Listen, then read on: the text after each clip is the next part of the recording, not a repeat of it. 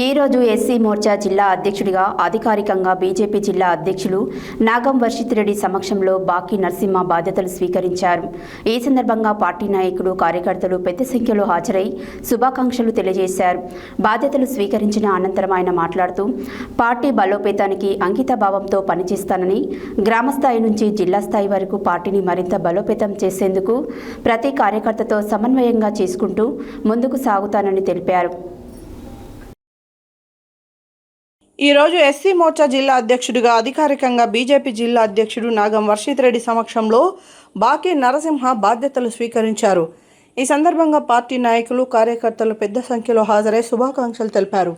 బాధ్యతలు స్వీకరించిన అనంతరం ఆయన మాట్లాడుతూ పార్టీ బలోపేతానికి అంకిత భావంతో పనిచేస్తానని, గ్రామస్థాయి నుంచి జిల్లా స్థాయి వరకు పార్టీని మరింత బలోపేతం చేసేందుకు ప్రతి కార్యకర్తతో సమన్వయం చేసుకుంటూ ముందుకు సాగుతానని తెలిపారు.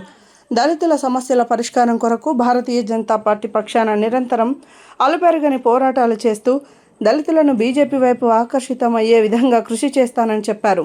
ఈ కార్యక్రమానికి హాజరై తమ విలువైన సమయాన్ని కేటాయించి విజయవంతం చేసిన పార్టీ నాయకులకు, కార్యకర్తలకు, అభిమానులకు హృదయపూర్వక కృతజ్ఞతలు తెలిపారు.